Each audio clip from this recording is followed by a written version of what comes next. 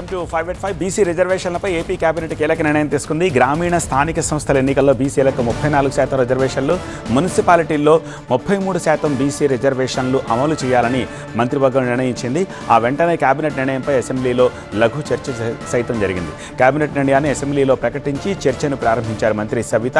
ముక్త కంఠంతో సభ్యులంతా కేబినెట్ నిర్ణయానికి మద్దతు పలికారు. బీసీలకు రిజర్వేషన్లు అనేది ఎన్నికల హామీయే కాదు, తమ రాజకీయ సిద్ధాంతం అన్నారు చంద్రబాబు.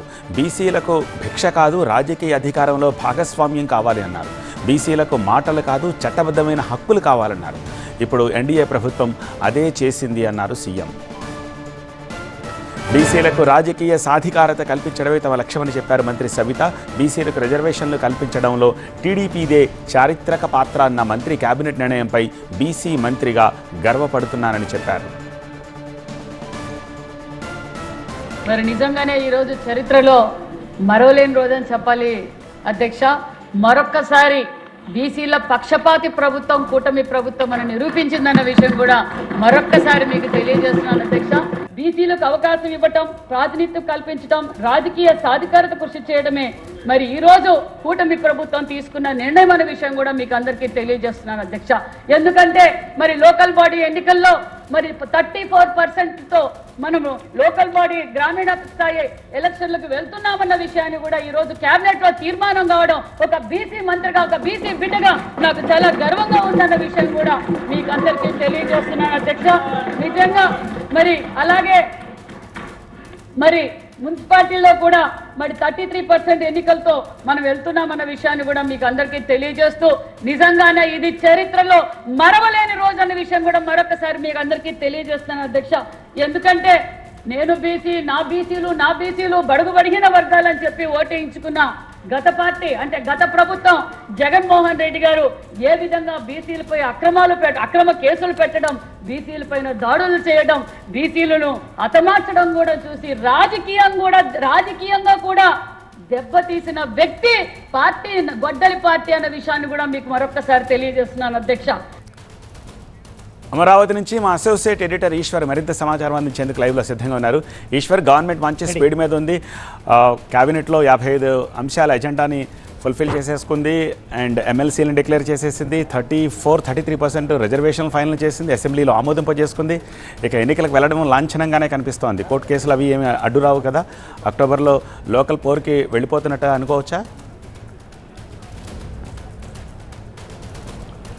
దానికి సంబంధించి కూడా ముఖ్యమంత్రి ఇప్పుడు చేస్తున్న ప్రసంగంలోనే ఒక కీలకమైన వ్యాఖ్య కూడా చేశారు. రేపు ఉదయాన్నే మళ్ళీ దీనిపైన కోర్టులో కేసులు రిజిస్టర్ అయ్యే అవకాశం ఉంది. వైసీపీ ఆ దిశగా ప్రయత్నం చేసే అవకాశం ఉంది. ఒకవేళ మీరు అలా చేస్తే భవిష్యత్తు మిమ్మల్ని క్షమించదు, చరిత్ర మిమ్మల్ని క్షమించదు, రాజకీయంగా శాశ్వతంగా సమాధవుతారు అంటూ ఆయన చాలా కీలక వ్యాఖ్య కూడా జరిగింది. సో దీని మీద ప్రభుత్వానికి యాంటిసిపేషన్ ఉంది, ఖచ్చితంగా కోర్టులకు వెళ్ళే అవకాశం ఉందని. వాస్తవానికి ఇది గతంలో కూడా 2020 ఎలక్షన్స్ టైంలో కూడా జరిగినప్పుడు అప్పుడు కోర్టుకు వెళ్ళిన ప్రతాప్ రెడ్డిని కూడా గత ప్రభుత్వం విమర్శించింది. అప్పటి ప్రతిపక్షం, ఇప్పుడు అధికారంలో ఉన్న తెలుగుదేశం పార్టీని ప్రతాప్ రెడ్డి అనే వ్యక్తి ద్వారా కోర్టుకు వెళ్ళి ఆ రిజర్వేషన్లు అడ్డుకుందన్న తీవ్రమైన ఆరోపణ అప్పట్లోనే చేసింది. సో మళ్ళీ ఇప్పుడు మరొకసారి దీని వేదికగా ఖచ్చితంగా రాజకీయంగా కొంత ఇబ్బందికరమైన పరిణామం, లేకపోతే రాజకీయంగా రెండు పార్టీల మధ్య వాదోపవాదనలు పూర్తి స్థాయిలో దీనిపైన రాజకీయం దీని చుట్టూ తిరిగే అవకాశం ఉంది. ఎందుకంటే 34% రిజర్వేషన్లు అన్నది ఇప్పుడు ఇంట్రడ్యూస్ చేస్తుంది కాదు. 1995లో అప్పట్లో కూడా ముఖ్యమంత్రిగా ఉన్న చంద్రబాబు దాన్ని ఇంట్రడ్యూస్ చేశారు. అప్పటి నుంచి 2019 వరకు అది కొనసాగింది. అయితే 2020లో జరగవలసిన స్థానిక సంస్థల ఎన్నికల్లో ప్రతాప్ రెడ్డి అనే వ్యక్తి కోర్టుకు వెళ్లడంతో 55%, అప్పటికి సుప్రీంకోర్టు 50% సీలింగ్ పెట్టింది. అది 59%కి చేరింది. ఇప్పుడు బీసీలకు 34% ఇవ్వడం ద్వారా సో దాని మీద హైకోర్టు ఆ జీవోని కొట్టివేసింది. అప్పట్లో వైఎస్ఆర్ కాంగ్రెస్ పార్టీ ఇచ్చిన జీవోని. సో దాని మీద ఇప్పుడు దాని చుట్టూ రాజకీయం జరుగుతుంది. అప్పట్లో హైకోర్టు కొట్టివేసినప్పటికీ కూడా సుప్రీంకోర్టు కూడా కనీసం అప్పట్లో ఆ ప్రభుత్వం అప్పీల్కి వెళ్ళలేదంటే బీసీల పట్ల చిత్తశుద్ధి ఎంత ఉందో అర్థం చేసుకోవచ్చు అని చెప్తూనే మరొకసారి దీనిపైన సుప్రీం కోర్టులకు వెళ్ళే అవకాశం ఉంది వైఎస్ఆర్సీపీ. ఒకవేళ అలా వెళ్తే మిమ్మల్ని క్షమించే పరిస్థితి లేదు అంటే వాన్ చేశారు. సో ప్రభుత్వం అయితే యాంటిసిపేషన్ చేస్తుంది. ఎందుకంటే దానిపైన సుప్రీంకోర్టు మ్యాండేట్ ఉంది. సుప్రీంకోర్టు ఇప్పటికే దానికి సంబంధించి ఎట్టి పరిస్థితుల్లో 50% సీలింగ్ రిజర్వేషన్ దాటకూడదు. ఇప్పటికే ఎస్సీ ఎస్టీలకు సంబంధించి దాదాపుగా 25%, 23% దాదాపుగా ఉంది. ఇంకా మ్యాక్సిమం ఉంటే 27% వరకు, అది కూడా యూనిఫామ్గా లేదు. 27% వరకు ఇవ్వచ్చు అన్నది ఇప్పుడు ఏదైతే ఈ కూటమి ప్రభుత్వం ఇచ్చిన వేసిన రాజీవ్ రంజన్ మిశ్రా కమిషన్ కూడా డెడికేటెడ్ కమిషన్ ఉంది. ఆ కమిషన్ కూడా అదే సిఫార్సు చేసింది. కానీ వాటన్నిటిని పక్కన పెట్టి ఎన్నికల హామీ ఇచ్చాం కాబట్టి 34%కి ముందుకు వెళ్తున్నట్టుగా ఆ ప్రభుత్వం అఫీషియల్గా అట్లా ప్రకటించకపోయినా మేము ఎన్నికల హామీ ఇచ్చాం కాబట్టి ఆ దిశగా ముందుకు వెళ్తున్నట్టుగా చెప్పే ప్రయత్నం చేస్తుంది. అయితే చాలా ప్రాంతాల్లో ఇది 50% దాటుతుంది కాబట్టి దీన్ని మళ్ళీ ఖచ్చితంగా ఇది జ్యుడిషియల్ రివ్యూలో దీనికి సంబంధించి ఖచ్చితంగా చర్చ జరిగే అవకాశం ఉంది. దాని తర్వాత ఫర్దర్గా ఎలా ముందుకు వెళ్తారని చూడాల్సిన అవసరం ఉంది. కానీ అయితే ముఖ్యమంత్రి కానీ మీరు చెప్తున్నట్టుగా ప్రభుత్వం చాలా ఎలక్షన్లకు రెడీ అవుతోంది. స్థానిక సంస్థల ఎన్నికలకు వెళ్లే ముందు ఈ అంశాన్ని బీసీల అంశాన్ని రిజర్వేషన్ అంశాన్ని తీసుకుంది. దీంట్లో 34% వెళ్ళాలన్న నేపథ్యాన్ని ప్రస్తుతం చెప్తోంది. అయితే గతంలో కూడా వైఎస్ఆర్ కాంగ్రెస్ పార్టీ కూడా అప్పట్లో కూడా 24% మాత్రమే పరిమితమైనప్పుడు వాళ్ళు 34% ట్రై చేసి కుదరక 24% మాత్రమే పరిమితమైనప్పుడు పార్టీ పరంగా ఇచ్చే ప్రయత్నాన్ని మేము చేస్తున్నాం. పార్టీలో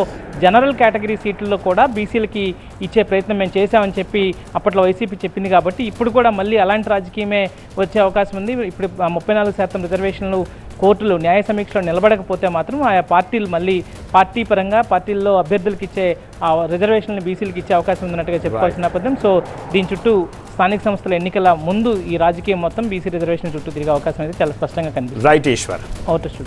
వనపర్తి కాంగ్రెస్ లో ముసలం రాజుకుంది. ప్రణాళికా సంఘం ఉపాధ్యక్షుడు చిన్నారెడ్డి మాటలు మంటలు రాజేశాయి. చిన్నారెడ్డి కామెంట్స్ ఏకంగా గాంధీ భవన్ ను తాకాయి. చిన్నారెడ్డి వ్యాఖ్యలను నిరసిస్తూ మేఘారెడ్డి వర్గీయులు గాంధీ భవన్ దగ్గర ఆందోళనకు దిగారు. చిన్నారెడ్డికి వ్యతిరేకంగా నినాదాలు చేశారు.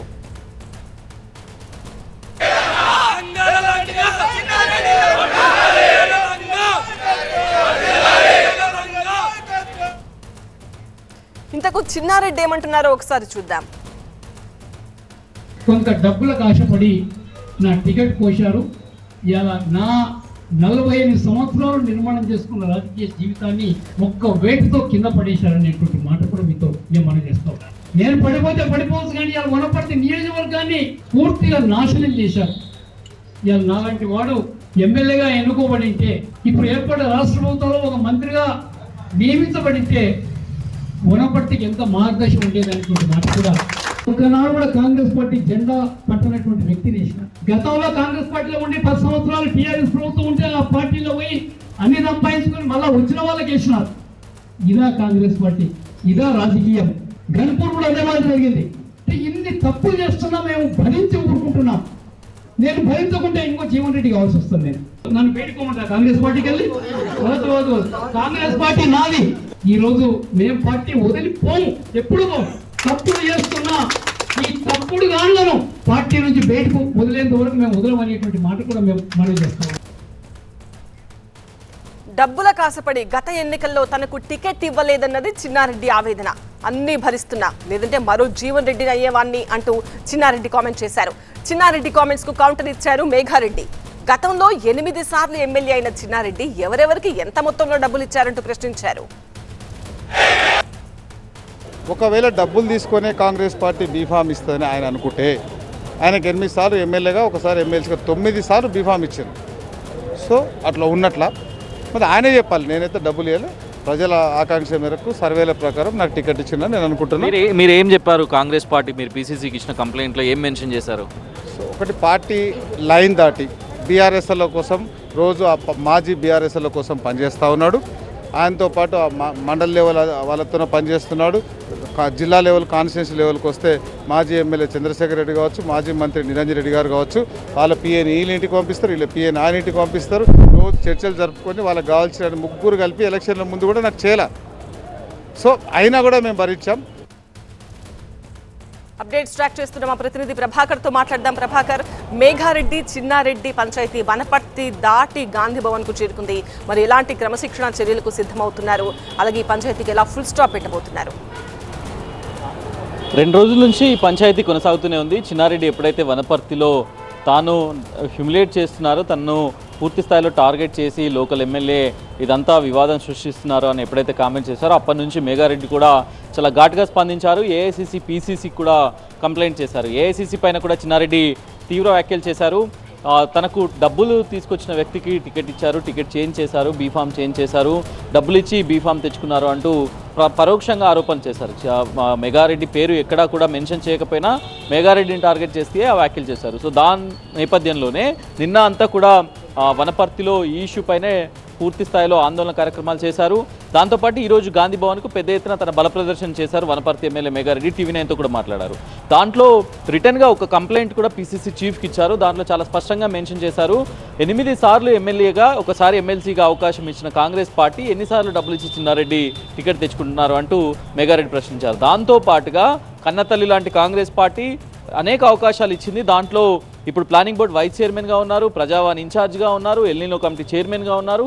ఇన్ని అవకాశాలు ఒక టర్మ్లో ఇచ్చిన చిన్నారెడ్డి ఇలాంటి వ్యాఖ్యలు చేయడం PCCని అట్లాగే AICCని అవమానపరచడమే అవుతుంది. దాన్నే మేము మెన్షన్ చేశాం. దాంతోపాటుగా చాలా కీలకమైన ఆరోపణలు మేఘారెడ్డి చేశారు. దాంట్లో మాజీ మంత్రి నిరంజన్ రెడ్డి దాంతోపాటుగా BRSకు సంబంధించిన నేతలతో అంటకాగుతున్నారు. సో వాళ్ళతో కొల్యూడై నా మీద ఇట్లాంటి కామెంట్ చేస్తున్నారంటూ తీవ్రమైన ఆరోపణలు చేశారు. జీవన్ రెడ్డి లాగా మారదలుచుకుంటే మారొచ్చు, కాకపోతే ఆయన కాంగ్రెస్లోనే ఉంటాడు అనే కాన్ఫిడెన్స్ కూడా వ్యక్తం చేశాడు. అంటే మొత్తానికి ఈ పంచాయతీ గాంధీ భవన్ చేరిన తర్వాతే అటు PCC కూడా స్పందించారు. మహేష్ కుమార్ గౌడ్ కూడా దీనిపైన ఆల్రెడీ రాజగోపాల్ రెడ్డి ఇష్యూ ఒకటి నడుస్తుంది. రాజగోపాల్ రెడ్డికి మద్దతుగా ఎమ్మెల్యే అనిరుద్ రెడ్డి మాట్లాడారు. దాంతో ఇప్పుడు చిన్నారెడ్డి మాట్లాడారు, మేఘారెడ్డి కంప్లైంట్ చేశారు. సో ఈ మొత్తం వ్యవహారంలో మళ్ళొకసారి డిసిప్లినరీ కమిటీ ఇన్వాల్వ్ కావాల్సి ఉంది. డిసిప్లినరీ కమిటీ ఎలాంటి చర్యలు తీసుకుంటుంది? ఇదివరకు ఇద్దరికి షోకాజులు ఇచ్చింది, ఒకరిని సస్పెండ్ కూడా చేసింది. తీన్మార్ మళ్ళీ నన్ను సస్పెండ్ చేసింది, అట్లాగే కత్తి వెంకట స్వామికి షోకాజ్ ఇచ్చింది. కాకపోతే రాజగోపాల్ రెడ్డి వ్యవహారం తర్వాత కాంగ్రెస్ పార్టీ కొంత పార్షియల్గా వ్యవహరిస్తుంది. ఇక్కడ సామాజిక వర్గాలను బట్టి మాత్రమే చర్యలు ఉంటున్నాయి అనేది వస్తున్న విమర్శల నేపథ్యంలో సో ఇప్పుడు ఒక పూర్తి స్థాయి ఒక కాంప్రెసివ్ రిపోర్ట్ను తయారు చేయాలి అనేది అయితే ఆలోచిస్తుంది. దాంట్లో రాజగోపాల్ రెడ్డి వ్యాఖ్యలు ఎందుకు వచ్చాయి, అసలు ఎందుకు వ్యాఖ్యలు చేశారు, దాని తర్వాత అనిరుద్ రెడ్డి ఎందుకు దాన్ని సపోర్ట్ చేస్తూ మాట్లాడారు, చిన్నారెడ్డి మేఘారెడ్డి వివాదం, దీని అన్నింటినీ కూడా ఒక రిపోర్ట్ తయారు చేయనున్నారు. రైట్ ప్రభాకర్. విశాఖ వేదికగా RSS మీటింగ్స్ హాజరు కాబోతున్న అగ్రనేతలు. అసలు రాష్ట్రీయ స్వయం సేవక సంఘ్ సమావేశాలు విశాఖలో నిర్వహించడం వెనుక ఆంతర్యం ఏంటి? ఆ వివరాలేంటో చూద్దాం. దక్షిణాన విస్తరణ వ్యూహం, భవిష్యత్తు కార్యాచరణ లక్ష్యంగా RSS అడుగులు వేస్తున్నట్లు కనిపిస్తోంది. రేపటి నుంచి 3 రోజుల పాటు జరిగే సమావేశాలకి అగ్రనేతలు హాజరు కాబోతున్నారు. విశాఖ జిల్లా గుడిలోవా RSS సమావేశాలకి వేదికగా మారింది. అఖిల భారత సమన్వయ బైఠక్ పేరిట నిర్వహిస్తున్న ఈ సమావేశాలపై సర్వత్రా ఆసక్తి నెలకొంది. RSS chief Mohan Bhagwat, sir కార్యవాహ్ Dattatreya హోసాబలే హాజరు కానున్నారు. 32 అనుబంధ సంస్థల అగ్రనేతలు మీటింగ్స్ కి అటెండ్ అవుతున్నారు. పంచ్ పరివర్తన్ అమలు అంశాలపై ఈ భేటీలో లోతుగా చర్చించనున్నారు. RSS అనుబంధ సంస్థల మధ్య పరస్పర సమన్వయాన్ని పెంపొందించడమే ఈ సమావేశాల ప్రధాన లక్ష్యమని RSS వర్గాలు వెల్లడించాయి. राष्ट्रीय स्वयंसेवक संघ की प्रेरणा से समाज जीवन में बहुत सारे संगठन विविध प्रकार से सक्रिय है. ऐसे संघ प्रेरित संगठन की अखिल भारतीय बैठक प्रतिवर्ष होती है. इस वर्ष ये बैठक अखिल भारतीय समन्वय बैठक का आयोजन यहाँ गुड़ीलोवा विशाखापट्टनम आंध्र प्रदेश में हो रहा है. यह बैठक कल से अर्थात 19 अगस्त से 19 अगस्त से 21 अगस्त तक 3 दिन चलेगी. ये बैठक की विशेषता ये होती है कि राष्ट्रीय स्वयंसेवक संघ के पूजनीय परम पूजनीय सरसंघ चालक डॉक्टर मोहन जी भागवत, माननीय सरकारेवा दत्तात्रेय होसबले जी, इनकी प्रमुख उपस्थिति में सभी विविध संगठन के कार्यकर्ता इस बैठक में भाग लेते हैं. संघ की प्रेरणा से अपने अपने क्षेत्र की जो परिस्थिति है, वहाँ पर क्या चल रहा है, क्या मुद्दे आ रहे हैं, वो उसके बारे में भी यहाँ पर चर्चा होती है. RSS సమావేశాలకి అన్ని ఏర్పాట్లు పూర్తయ్యాయి. అగ్రనేతల రాకతో హై సెక్యూరిటీ ఏర్పాటు చేశారు. ఇదే అంశానికి సంబంధించి మనకి పూర్తి అప్డేట్స్ అందించడానికి మా స్పెషల్ కరెస్పాండెంట్ క్రాంతి సిద్ధంగా ఉన్నారు. క్రాంతి, 3 రోజుల పాటు నిర్వహించబోయే ఈ RSS సమావేశాల యొక్క ముఖ్య ఉద్దేశం ఏంటి, ఏర్పాట్లు ఏ విధంగా జరుగుతున్నాయి?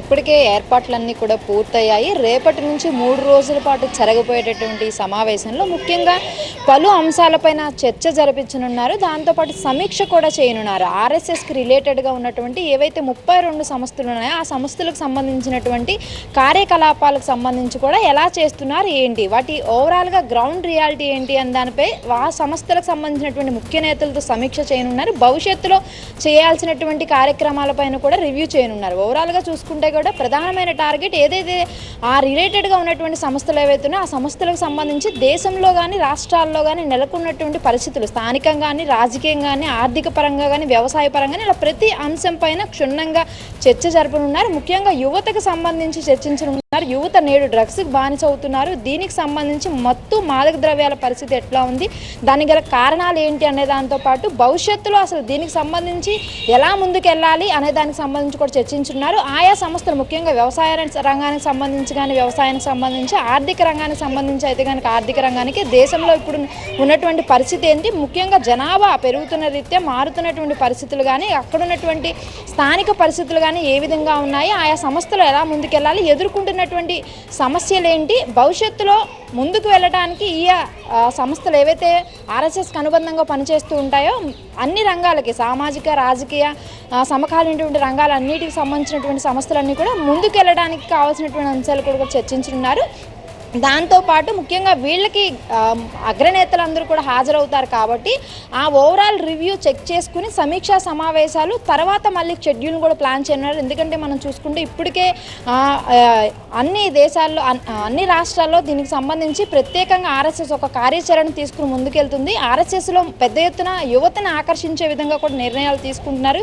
రీసెంట్గా ప్రెస్ మీట్ పెట్టి కూడా ఆర్ఎస్ఎస్ అగ్రనేతలు చెప్పింది కూడా అదే. ఆర్ఎస్ఎస్ పట్ల ముఖ్యంగా యువత ఆకర్షితులు అవుతున్నారు కాబట్టి గతంలో ఎన్నడూ లేని విధంగా కూడా ఆర్ఎస్ఎస్లో జాయిన్ అవుతుంది యువతే కాబట్టి యువత టార్గెటెడ్గా ముందుకెళ్ళాలి.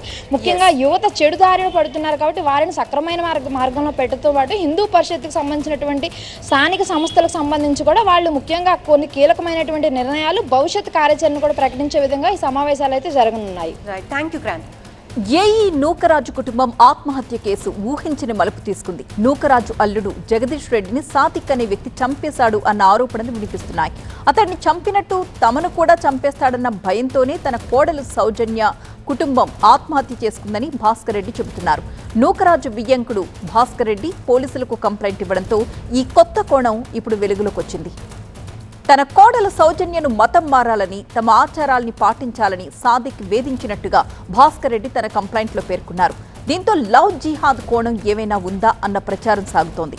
నూకరాజు కుటుంబం ఆత్మహత్య చేసుకున్న ఘటనలో అనూహ్యంగా అతడి మనవడు బతికి బయటపడ్డాడు. ఆ చిన్నారి చెప్పిన విషయాలతో సౌజన్య స్కూటీలో కొన్ని లెటర్స్ దొరికాయన్నారు భాస్కర్ రెడ్డి. పాయిజన్ ఇంజెక్షన్ ఇచ్చి సాదిక్ తన కొడుకును చంపేసినట్టుగా భాస్కర్ రెడ్డి ఆరోపిస్తున్నారు. ఏఈ నూకరాజు కుటుంబాన్ని ఆత్మహత్యకు ప్రోత్సహించాడు అన్న ఆరోపణలపై ఇప్పటికే సాదిక్ ఖాన్ పై కేసు కూడా నమోదైంది. తాజాగా జగదీష్ ని హత్య చేశాడన్న ఫిర్యాదుతో మరో కేసు కూడా సర్పవరం పోలీసులు నమోదు చేశారు. మరొక వైపు ఏఈ నూకరాజు కుటుంబం కోసం గోదావరిలో గాలింపు కొనసాగుతూనే ఉంది. నిన్న ఏఈ మృతదేహం దొరికినా ఆయన భార్య, కూతురు సౌజన్య మృతదేహాలు మాత్రం ఇంకా ఇప్పటి వరకు దొరకలేదు. దీంతో ఎన్డీఆర్ఎఫ్, ఎస్డీఆర్ఎఫ్ బృందాలతో గాలింపు కొనసాగిస్తున్నారు. మా ప్రతినిధి సత్య సిద్ధంగా ఉన్నారు. సత్య, నూకరాజు కుటుంబ సభ్యుల మృతదేహాలు కోసం ఎలాంటి గాలింపు చర్యలు జరుగుతున్నాయి? ఇన్ని మరణాలకు కారణమైన సాదిక్ ప్రెజెంట్ ఎక్కడున్నారు? ప్రస్తుతం నిన్న రాత్రి ఏఈ నూకరాజు మృతదేహాన్ని గుర్తించారు పోలీసులు, మార్చురికి తరలించారు. అయితే ఇంకా తన కూతురు, భార్య మృతదేహాల కోసం ఉదయం నుంచి కూడా గాలిస్తూ ఉన్నారు. మొన్న రాత్రి 11 గంటలకు జరిగినటువంటి ఘటనకు సంబంధించి ఇందులో కీలకమైనటువంటి నిందితుడు సాదిక్ ఖాన్ పట్టుకునే ప్రయత్నంలో దాదాపుగా 5 నుంచి 6 బృందాల వరకు కూడా గాలిస్తున్నటువంటి పరిస్థితి. అటు చెన్నై నుంచి హైదరాబాదు, బెంగళూరుతో పాటు రాజమండ్రి కావచ్చు, కాకినాడ కావచ్చు, చుట్టుపక్కల మొత్తం కూడా గాలిస్తున్నటువంటి పరిస్థితి. ఉదయమే సాదిక్ ఖాన్ నివాసానికి వెళ్ళారు, తల్లిదండ్రులను విచారించారు. ఇంట్లో ఉన్నటువంటి కొన్ని కీలకమైనటువంటి వస్తువులు కొన్ని స్వాధీనం చేస్తున్నట్లుగా కాకినాడ పోలీసులు తెలుస్తుంది. ఇప్పటికే సర్పవరం పోలీస్ స్టేషన్లో సాదిక్ ఖాన్ పై కేసు నమోదైంది. ఎవరైతే సౌజన్య భర్త గత నెల జూలై 2వ తేదీన చనిపోయాడో ఆ చనిపోయడానికి కారణం కూడా సాదిక్ ఖాన్ అంటూ కూడా ఇప్పుడు రెండో లెటర్. మొదట చనిపోయేటప్పుడు ఏఈ నూకరాజు ఒక ఆత్మహత్యకు సంబంధించినటువంటి సూసైడ్ నోట్ రాశాడు. తర్వాత అప్పుడు సౌజన్య సంబంధించినటువంటి మరొక సూసైడ్ లెటర్ని అక్కడ ఇంటి దగ్గర ఉన్నటువంటి స్కూటీలో ఎవరైతే తన మామగారు ఉన్నారో భాస్కర్ రెడ్డి దాన్ని స్వాధీనం చేసుకుని పోలీసులకు ఇచ్చారు. పోలీసులకు ఇచ్చే ముందు కొన్ని కీలకమైన విషయాలు అందులో ప్రస్తావించారు. సాదిక్ ఖాన్కి సంబంధించినటువంటి వ్యక్తి సౌజన్యాన్ని అన్ని రకాలుగా వేధించారు, లోబరుచుకున్నాడు. చెప్పలేక కొన్ని అంటే కాల్ డేటాను కూడా పర్సనల్గా ఎవరితో మాట్లాడుతున్నారు, ఏం చేస్తున్నారని నా కోణంలో కూడా సౌజన్యాన్ని హింస పెట్టి ఏదైతే కుటుంబ సభ్యులను కూడా అంటే ఇప్పటికే తన భర్తని పొట్టన పెట్టుకున్నాడు, ఒక పాయిజన్ రూపంలో ఇచ్చంటూ కూడా ఆ లెటర్లో ఉన్నది. అదే సేమ్ మళ్ళీ పోలీసులకి ఫిర్యాదులో కూడా పేర్కొన్నటువంటి పరిస్థితి. అయితే ఇస్లామిక్ బుక్కులు చదవాలి, ఇస్లామిక్లోకి మారాలి, మా మతంలోకి నువ్వు వచ్చేయాలంటూ కూడా అతను ఎక్కువ ఫోర్స్ చేయడంతో పాటు ఏఈ స్థానంలో ఉన్నటువంటి నూకరాజు కూడా ఇక కుటుంబ పరంగా అవమానాలు భరించాలన్న ఉద్దేశంతోనే ఎలాగా నన్ను చంపేస్తాడన్న ఉద్దేశంతోనే ఈ మనవడతో పాటు ముగ్గురు కూడా రాత్రి 11 గంటలకు వచ్చి ప్రస్తుతం గాలింపు చర్యలు ఇంకా కొనసాగుతున్నటువంటి దృశ్యాలు కూడా చూడొచ్చు. ప్రస్తుతం అయితే మాత్రం జూలై 2 ఎవరైతే భాస్కర్ రెడ్డి కొడుకున్నారో భాస్కర్ రెడ్డి కొడుకును కూడా జగదీష్ రెడ్డిని ఇతనే చంపినట్టుగా కూడా లెటర్లో పేర్కొన్నాడు పోలీసులకు ఇచ్చినటువంటి వాంగ్మూలంలో. మరి తన కోడలు సౌజన్య ప్రైవేటు విషయాలతో పాటు ఆయన దగ్గర ఎవరైతే సాదిక్ ఖాన్ దగ్గర పెట్టుకుని పలుమార్లు వేధించడంతో పాటు ఆస్తికి సంబంధించిన పత్రాలతో పాటు ఏఈ అంటే వచ్చే నెలలో ఇంకొక 2 నెలల్లో ఆయన రిటైర్డ్ అవ్వాల్సి ఉంది.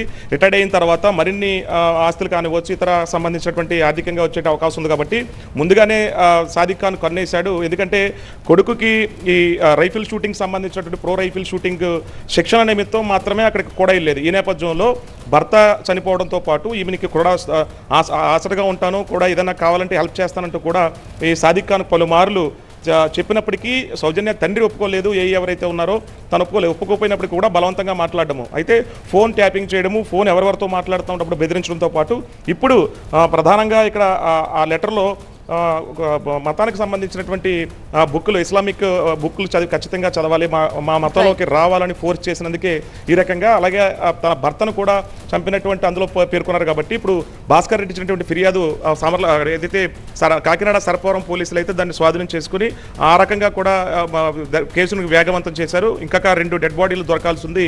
ఆ 2 డెడ్ బాడీలు మీనాతో పాటు ఆయన భార్య బీనాతో పాటు కూతురు సౌజన్య మృతదేహం కోసం ఎస్డీఆర్ఎఫ్ పోలీసులు కూడా శ్రమిస్తూ ఉన్నాయి. ఇంకా ఒక ట్రేస్ కానటువంటి పరిస్థితి. ఇక కుటుంబంలో విషాద ఛాయలు అయితే అనుకునే సాదిక్ ఖాన్ని ఈ సాయంత్రానికి కానీ రేపు కానీ అదుపులోకి తీసుకునే అవకాశం కనిపిస్తుంది కాకినాడ పోలీసులు. Thank you Satya.